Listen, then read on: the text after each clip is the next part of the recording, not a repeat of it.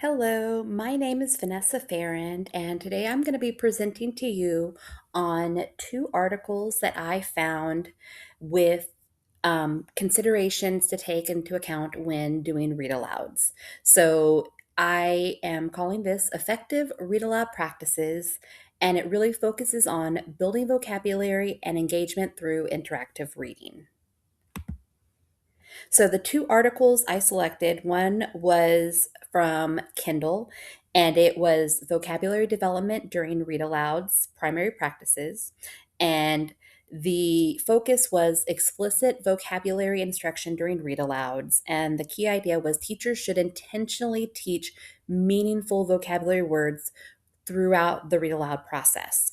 And then the second article was instructional interactions, and it was supporting students' reading development through interactive read alouds of informational text. But the story that I chose is actually a fictional text, so you can kind of take the key points from that article and apply it to fiction or nonfiction. And the focus was on interactive student engagement and really focusing that read aloud should include discussion, prediction, and active audience participation. And these articles were both selected because they provide practical strategies that can be directly applied during a read aloud and support learner centered instruction. So, vocabulary development during the read alouds and interactive student engagement during the read alouds were the purpose for this assignment for me.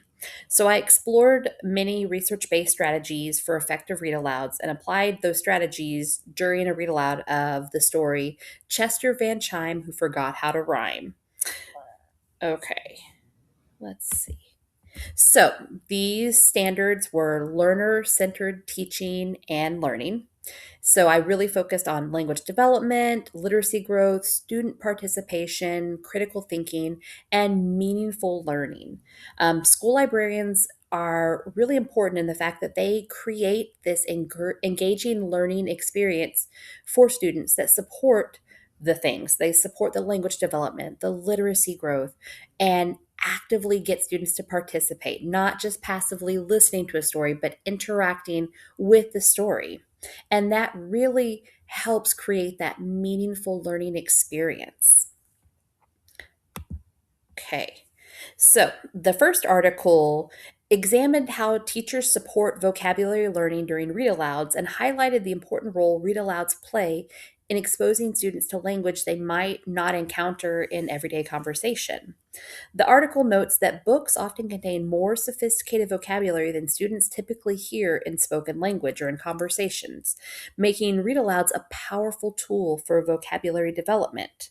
So, we want to expose our students to rich language in the books that we choose for our read alouds. And we want to throw in those words that kind of might be new vocabulary and ones that really elevate our students' vocabulary. The article also explains that students learn vocabulary both incidentally through hearing stories and intentionally through teacher instruction. However, teachers can significantly improve vocabulary learning when they briefly stop to explain words, provide examples, and engage students in discussion about word meanings. Even short explanations can have a positive impact on vocabulary growth. So, we want to be intentional. We don't want to take away from the story and do an entire lesson on a particular new word, but we want to kind of highlight it while we are reading so that the students can make that connection and understand that word. So, another important takeaway is that effective vocabulary instruction should not interrupt the enjoyment of the story. It should be balanced with instruction and then still maintaining the flow and engagement of the read aloud experience. Kendall emphasized that simply reading a book is not enough. Teachers should intentionally select the words and provide explanations during the read aloud or after the read aloud. So the second article focused on how interactive read alouds and teacher student discussions can strengthen comprehension and engagement. The authors emphasize that read aloud should not be a passive experience where students just simply sit and listen to a story. Instead, students should actively participate in making meaning from that text. So McClure and Fullerton focused on interactive read alouds and how teacher student discussions can really strengthen that comprehension piece and the engagement, which makes a more just enjoyable story time for our students. When they can be involved, they get excited about it. They start paying attention more than if you are just reading to them. The authors emphasize that read aloud should be, yes, interactive, but still be fun and really kind of blend those two concepts together. So when the students can make meaning from the text, interacting with the reader or with their peers, it really cements that learning in their brains. The authors also stress the value of asking open ended questions that encourage students to think critically, make predictions, and most importantly, justify their responses with evidence from the text or the illustrations. This is something you can do with kindergarten up through fifth grade. Or I'm talking for elementary because that's what I'm looking to do, but you could go past that with middle school and high school as well. These conversations help students develop deeper comprehension skills. And another important point is that learning occurs through the discussion that happens. Students benefit from opportunities to share ideas with classmates, listen to different perspectives, and collaboratively construct meaning. Interactive conversations help students engage more deeply with the text than just simply answering a recall question. So, interactive read alouds encourage students to make predictions, discuss the ideas that are happening, connect to that prior knowledge, support thinking with evidence where they heard that in the text or where in the text did you hear that new word. So, really getting them to kind of engage with the book. And then they collaboratively construct meaning to those new words or to other words within the text, and then increase that student engagement. So before the reading, you want to examine the cover, make predictions about the story. I said for this story, I was going to be discussing kind of rhyming stories, pulling that background knowledge the students might have about it. And then during the reading of my story, I am going to predict missing rhyming words, discuss why certain parts are funny, and identify clues from the illustrations to help us connect meaning to some of those new words. Okay, why I chose this book. So, the book I chose is Chester Van Chime, Who Forgot How to Rhyme. And I really liked this book. It's not a book I'd seen before, and I picked it up at the library. And I noticed right away it definitely had some sophisticated vocabulary. It encourages prediction and plays around with language in a very fun way that I think students would enjoy. And it disrupts the expected rhyming patterns. And you'll see when I read how that happens. And then it creates opportunities for discussions.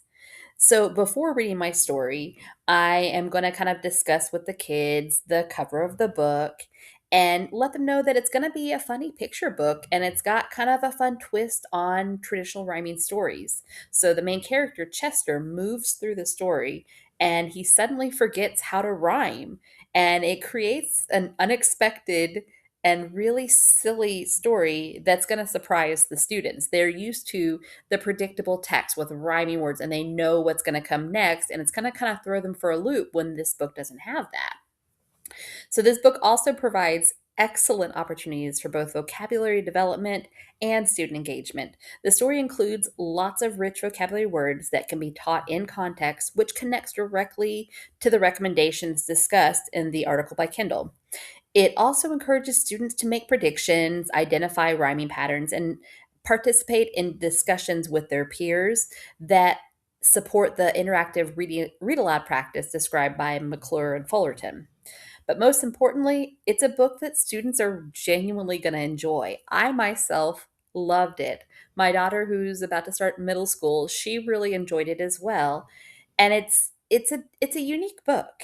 The humor and the unexpected twists kind of keep everyone engaged and creates meaningful opportunities for literacy and learning.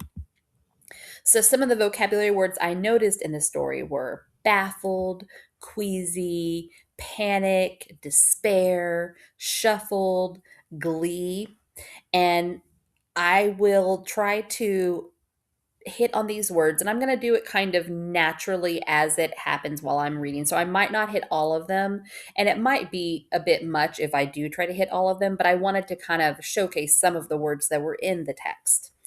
Um, and then I can revisit these words later after the story and do some activities with it as well if I wanted. So, based on Kindle's research, these small instructional moments were going to help students build vocabulary while they're enjoying the story. They're going to connect these words with what they remember from the story.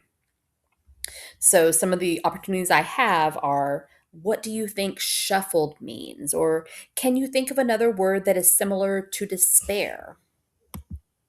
And then some interactive opportunities I have with this story are, what word do you think should rhyme here? Or does that sound right? What do you think Chester is going to say or do next? Why do you think this part is funny? And how is this book different from other rhyming stories you know? And these are questions that they can think of, they can answer aloud, but they can also turn and talk with a partner and discuss these questions. So, supporting early literacy skills. Within this story, we've got the vocabulary, we've got the comprehension, but this story also supports phonological awareness, rhyming, oral language, listening comprehension. And I just now noticed that it's misspelled in this, and that's going to just drive me bonkers. Prediction skills. And the broken rhymes really encourage students to think about how language works. So, the reflection I have is, this book provided multiple opportunities to implement research based read aloud practices. And this was just one book that I happened to find on the shelf of the library. These are skills that you can apply to many, many different books within the library. There's lots of opportunities when you're doing a read aloud to do just these two skills to elevate that reading from just passively listening to a story for enjoyment or maybe learning a bit of knowledge here or there, but to really make it an active learning opportunity for your students. So, the vocabulary instruction is going to help the students develop those language skills, while the interactive questioning is going to encourage that active participation and really help with that comprehension. So, the combination of these two strategies really supports that learner centered environment where students engage with both language and meaning. So, in conclusion, effective read alouds are more than simply reading a story. So, research suggests that intentional vocabulary instruction and interactive discussion really help students. It helps them build that vocabulary, which is so important. It helps them improve those comprehension skills, which is something that we work on at the very beginning stages of learning to read, learning to listen to a story, to all the way through adulthood. It's one of those skills that you really want to practice in any opportunity you can. You want to develop those critical thinking skills. So use the read aloud as a time where you can work on that. And then having your students become active participants in literacy learning. So, school librarians can use these strategies to create engaging and meaningful reading experiences for their students. And the students are going to enjoy this even more than just a standard hearing a story and then kind of answering a few little who, what, where, then questions, and then going on their merry way. This makes it really more engaging when they can talk with their peers and discuss their thinking. And then the last slide I have is my references, where I have both articles, and then I also listed the picture book that I have. And in the next video, we'll have my actual read aloud. So I hope you enjoyed my presentation. Thank you for listening. Hi, my name is Vanessa, and I have two special guests joining us for our story time today. They are so excited about this story, so I hope you are just as excited. This book is really fun and kind of different. I'm sure lots of you are familiar with rhyming stories, but this one's a little bit different, and I'll let you kind of pay attention to see if you can discover how it's different. I've got my friend Trixie and my friend Hamilton who love listening to stories, and they're going to join us.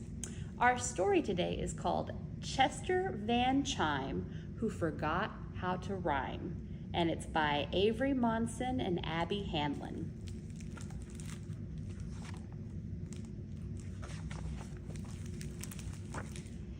There once was a youngster named Chester Van Chime who woke up one day and forgot how to rhyme. It baffled poor Chester. He felt almost queasy. To match up two sounds, it was always so simple for him. See, Chester loved rhyming in poem or song. It always felt right, but today it felt not right. Very not right. He tried not to panic. He played it real cool and picked up his backpack and walked to his... What word do you think should go next? So he picked up his backpack and walked to his learning place with teachers and stuff. Is that what you would have put there? Or would you have chosen something different? Hopefully you're noticing something about our rhyming story. He walked past the butcher and walked past the baker. He passed Mr. Waxler, the candlestick guy. In class, Mrs. Stevens knew something was wrong when Chester could not sing the words of a... That was Hamilton trying to make a guess of what he thinks would come next. Why don't you turn to a partner right now and tell them what word you think would come next? So in class, Mrs. Stevens knew something was wrong when Chester could not sing the words of a very popular nursery rhyme. The itsy bitsy spider climbed up the water spout. Down came the rain and washed the spider right onto the floor, totally ruining his day. Is that the words you think that goes there? I bet you guys know what goes there. His friends tried to help tackle Chester's complaint. They made him 3 rhymes with some paper and assorted art supplies. What word do you think would go better there? Can you think of a word that would rhyme? Maybe look in the picture for clues of something that it could be. The dog jumped over the sideways tree. The goat rode the canoe. The bear combed his silky smooth brown fur. I wonder, the dog jumped over the... What do you think it could be? What word would rhyme right there?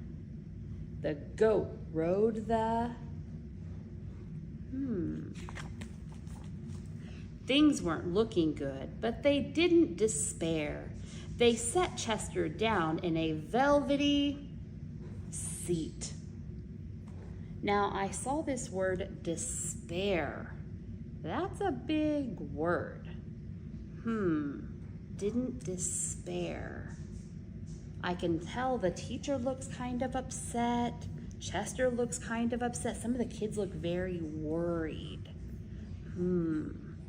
despair. I bet that means worried. So it says they didn't worry. Then they brought tons of rhymes to the room where he sat. Oh, they brought him a cat, tiny lion. Oh, another word that rhymes with sat, cat, bat. But Chester said swingy sports stick. Oh, she brought a, what is that?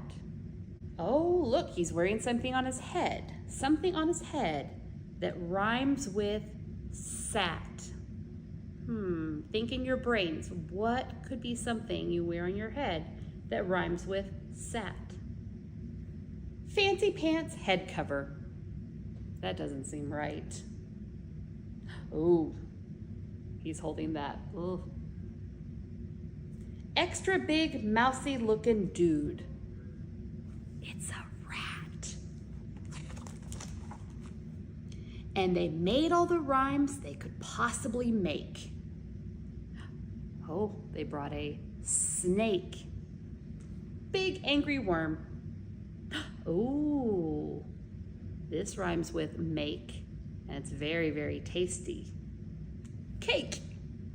Birthday sugar pile. Oh, rake. Chester said, fork for giants. I wonder why that's so silly and funny. Why is the rake? Why do you think Chester called it a fork for giants? Oh, steak. Very sad cow. Oh, a picture of a lake. The crystal clear waters of Winnipesaukee, the third largest swimming hole in New England. He still didn't get it right. He's not able to come up with any of the rhymes. But none of it worked. Chester still couldn't rhyme. He felt like a clock that could not tell the hours or seconds of anything. He slowly walked home and he shuffled his feet. Shuffled. I wonder what shuffled means. Kind of means he kind of slides his feet along. It's kind of a different way of walking, kind of shuffling along. Past Waxler the baker and the guy who chops all natural hickory smoked bacon. They each had a job and they did it with glee. If he couldn't rhyme, well then who would he be? Turn into? But suddenly something popped in his head. That baker had probably baked some bad sourdough. The butcher and candle man both made mistakes. Oh, Trixie, go. Like badly dipped candles or poorly sliced brisket. We all have bad days, Chester said with a grin, and rhymes aren't a contest to lose or to come in first place. So maybe I don't need to be quite so stressed if I give it my all, but I'm not at my, what do you think could come next? Tippy-top peak performance. And easy as that, Chester's problem was done when he realized that playing with words should be fun. As the sun turned to red and the moon started climbing, young Chester could not stop his smile or his rhyming. Sun, run! Guppy, puppy! Orange! Never mind. Can you think of a word that rhymes with orange? And then I like it on the back of the book. It's got lots of pictures of rhyming words, and these pictures are hidden all through the story. So if you look, you can see some of them hiding in this book. I hope you enjoyed our story. This was really silly, and it had rhymes, but not till the end. It made you think it was going to be a rhyming story the whole time, but Chester forgot how to rhyme. And then eventually he was able to get his rhyming back. But you guys were really good with the rhyming, and you were able to help come up with a lot of words that would rhyme.